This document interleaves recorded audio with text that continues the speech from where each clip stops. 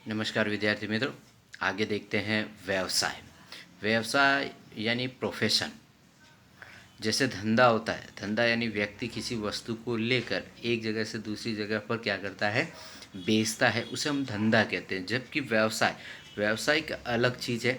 व्यवसाय में व्यक्ति अपनी योग्यता, ज्ञान और प्रशिक्षण और व्यावसायिक शिक्षा के द्वारा सेवा देकर फीस प्राप्त करता है, उसे हम व्यवसाय कहते हैं।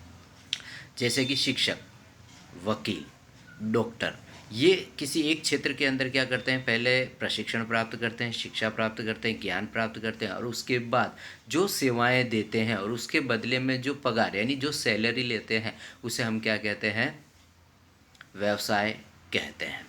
व्यवसाय करने वाले व्यक्तियों को उस व्यावसायिक संगठन का सदस्य पद प्राप्त करना पड़ता है। व्यवसाय संगठन कहने का मतलब है कि अगर कोई व्यक्ति अगर शिक्षक बनता है तो तो वह भी क्या कर रहा है, एक तरह से व्यवसाय नहीं बल्कि नौकरी कर रहा है।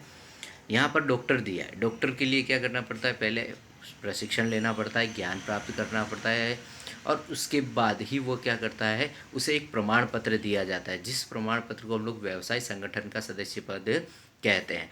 यानी एक प्रमाण पत्र प्राप्त करना पड़ता है। उस प्रमाण पत्र के आधार पर वह व्यक्ति, वह डॉक्टर अपना क्या कर सकता है, क्लिनिक खोल सकता है, हॉस्पिटल खोल के लोगों को सेवा दे सकता है।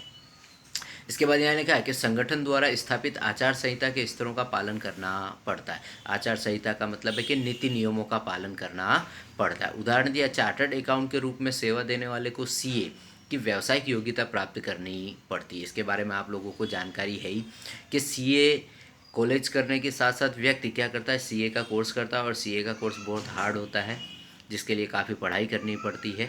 कोई भी व्यक्ति, बहुत ही कम चांस में कोई भी व्यक्ति होता है जो पहली बार में पास होता है, वरना तो 2 से 3 ट्रायल उसे देनी ही पड़ती है।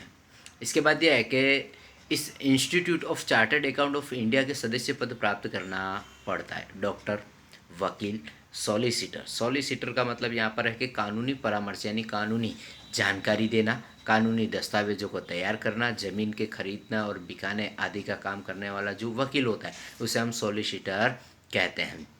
चार्टर्ड अकाउंट आदि व्यवसायी व्यक्ति कहलाते हैं। व्यवसाय योग्यता का उपयोग नौकरी में भी किया जा सकता है। जैसे कि डॉक्टर किसी अस्पताल में वेतन के बदले में कार्य स्वीकार करे तो वह नौकरी करता है, ऐसा कहा जा सकता है। लक्षण दिया है कि व्यवसायी व्यक्ति को व्यवसाय करने के लिए विशिष्ट ज्ञान, कौशल और व्यवसाय का प्रशिक्षण प्राप्त करना पड़ता है। सेवा के बदले में फीस प्राप्त की जाती है। व्यावसायिक व्यक्ति को फीस का प्रमाण उसकी योग्यता, ज्ञान और अनुभव के आधार पर अलग अलग होता है। व्यावसायिक व्यक्ति का प्राथमिक उद्देश्य सेवा होता है। उसका प्रथम जो उद्देश्य होता है वो क्या होता है, सेवा देना होता है। आय प्राप्त करने की स्वतंत्र प्रवृत्ति है, वह आय भी प्राप्त कर सकता है। व्यावसायिक प्रवृत्ति का उत्पादन के साथ संबंध नहीं है, लेकिन विविध व्यक्तियों की निजी और धंधा की आवश्यकताओं को संतुष्ट किया जाता है। जैसे कि उदाहरण के तौर पर दिया गया कि वकील फीस प्राप्त करके मुवक्किल के लिए कोर्ट में केस लड़ता है, यानी फीस प्राप्त करता है, मुंह मांगे दाम लेता है और उसके बदले में वह क्या करता है, कोर्ट में केस लड़ता है। किसी भी व्यावसायिक संगठन को निर्धारित की गई आचार संहिता का पालन करना आवश्यक होता है, यानी नीति के द्वारा किसी भी व्यवसायिक के अंदर हर एक प्रकार के नीति नियम होते हैं, उन नीति नियमों का पालन करना बहुत ही आवश्यक होता है। अगर उन नीति नियमों के खिलाफ अगर कोई भी व्यवसायी व्यक्ति काम करता है तो वह संगठन उसके खिलाफ किसी भी प्रकार का बड़ा कदम उठाकर उसका सदस्य पद रद्द कर सकता है। व्यवसाय से प्राप्त होने वाला वित्तीय प्रतिफल अनिश्चित होता है। व्यवसाय के द्वारा अनिश्चित होता है, कभी किसी व्यक्ति से कोई ज़्यादा ले रहा है तो कोई कम ले रहा है। जैसे डॉक्टर है, हम लोग जानते हैं कि डॉक्टर की फ़ीस नॉर्मली 500 रुपये या 300 रुपये जैसी होती है, पर वह उसके अलावा वो क्या करते हैं, उसके अलावा जो भी ट्रीटमेंट देते हैं उसका अलग अलग खर्चा वो वसूल करते हैं। उसी तरह से वकील है, अलग अलग दस्तावेज़ों को बनाने के लिए अलग अलग प्रकार का क्या होता है, चार्जेस लगता है, उसे हम लोग क्या कहते हैं, जिसके कारण उनका जो भी लाभ मिलने वाला है वह लाभ क्या होता है, अनिश्चित होता है। अब इसके अंदर दिया है रोजगार, एम्प्लॉयमेंट, रोजगार यानी नौकरी। रोजगार का एक छोटा सा सिंपली अर्थ जो है वो है नौकरी। निश्चित वेतन के बदले में दूसरों के साथ समझौते के अनुसार सौंपे गए कार्य को करने की आर्थिक प्रवृत्ति, अर्थात रोजगार यानी कोई भी व्यक्ति किसी भी जगह पर जब नौकरी करता है और उसके बदले में उसे वेतन मिलता है तो उसे हम क्या कहते हैं, रोजगार कहते हैं। जैसे यहाँ पर उदाहरण दिया कि विद्यालय में शिक्षण कार्य करते शिक्षक तथा सरकारी कर्मचारी। रोजगार में शारीरिक या बौद्धिक श्रम के बदले निश्चित समय पर निश्चित वेतन का भुगतान किया जाता है। निश्चित वेतन यानी जो व्यक्ति यहाँ पर नौकरी कर रहा है उसका एक वेतन पहले से निश्चित कर दिया जाता है। उस निश्चित वेतन के अनुसार ही और निश्चित समय के अनुसार ही उसे कार्य कराया जाता है। जैसे हम लोग देखते हैं फैक्ट्री, कंपनी, कारखानों के अंदर 8 घंटे या 12 घंटों का काम होता है। उसी तरह से स्कूल के अंदर 5.5 से 6 घंटे का कार्य होता है। उतने समय के लिए उनको जो भी सैलरी निश्चित की गई है वो सैलरी उन्हें क्या मिलती है, सेवा देने के बदले में मिलती है। रोजगार में निश्चित वेतन के अलावा अन्य लाभ प्राप्त होते हैं जैसे चिकित्सा, मेडिक्लेम, भत्ता और पेंशन, ये सारे खर्चे भी मिलते हैं। रोजगार में समझौते के अनुसार रोजगार देने वाले के अधीन रहकर सौंपा गया कार्य करना पड़ता है।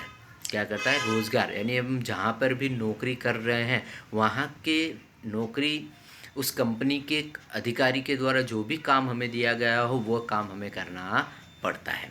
रोजगार में रोजगार प्राप्त करने वाले व्यक्ति की योग्यता, कार्यकाल, निवृत्ति के पश्चात लाभ आदि निश्चित होते हैं। उस व्यक्ति को योग्यता के अनुसार क्या दिया जाता है, कार्य दिया जाता है कि वह कौन कौन से कार्य कर सकता है। उसकी निवृत्ति और निवृत्ति के बाद जो मिलने वाले लाभ है यानी पेंशन है, पीएफ है, जो भी है वह वो सारे लाभ के बारे में उसको क्या होती है, पहले ही निश्चित हो जाता है। रोजगार परावलंबी प्रवृत्ति यानी दूसरों पर आधारित प्रवृत्ति है। रोजगार में मालिक और कर्मचारी दोनों समझौते के अनुसार नियम पालन के लिए बद्ध होते हैं। यहाँ पर भी एक आचार संहिता होती है। कंपनी या स्कूली शिक्षा, स्कूल की भी एक आचार संहिता, एक नीति नियम होते हैं। उस नीति नियम के तहत दोनों ही व्यक्तियों को क्या करना होता है, समझौता यानी करार कर कर कार्य करना होता है। रोजगार प्राप्त कर्ता को कोई पूंजी विनियोग नहीं करना पड़ता है। नौकरी करने वालों को अपना कोई भी पैसा इसमें डालना पड़ता नहीं है, जबकि धंधा करने वालों को पैसा लगाना पड़ता है। व्यवसाय करने वाले को भी अपने ऑफिस या कंपनी को स्थापित करने के लिए क्या करना पड़ता है, पैसा लगाना पड़ता है। जबकि नौकरी करने वाले व्यक्ति को किसी भी प्रकार का पैसा खर्च करना पड़ता नहीं है, मात्र एक व्यावसायिक योग्यता प्राप्त करनी पड़ती है। यानी नौकरी के लिए जो योग्यता होती है वो योग्यता प्राप्त करनी पड़ती है।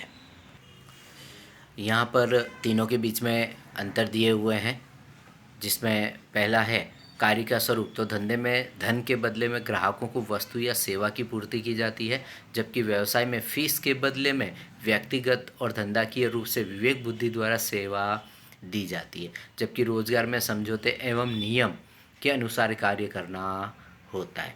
उसी तरह से दूसरा है योग्यता।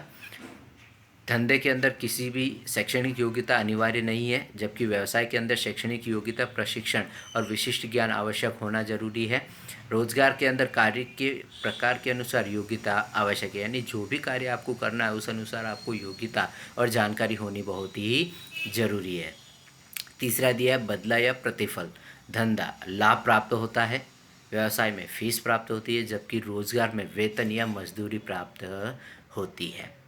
पूंजी दिया है, धंधे के स्वरूप और प्रकार के अनुसार पूंजी की आवश्यकताएं होती है। कहने का मतलब है कि अगर कोई भी व्यक्ति जब भी अपना धंधा स्थापित करता है, छोटा करता हो तो कम पैसों की लागत लगती है, जबकि बड़ा जब भी उद्योग शुरू करना है तो वहाँ पर क्या होती है, अधिक पैसों की लागत लगती है। इसीलिए यहाँ पर धंधे के अनुसार क्या होता है, स्वरूप के अनुसार कम पैसा या ज़्यादा पूंजी की आवश्यकताएँ पड़ती है। जबकि व्यवसाय के स्थापना में समय सीमित पूंजी की आवश्यकताएँ होती, समय के अनुसार ही अपनी पूंजी की आवश्यकता होती है। जबकि रोजगार के अंदर, नौकरी के अंदर किसी भी प्रकार की पूंजी की आवश्यकता होती नहीं है। धंधे में जोखिम है।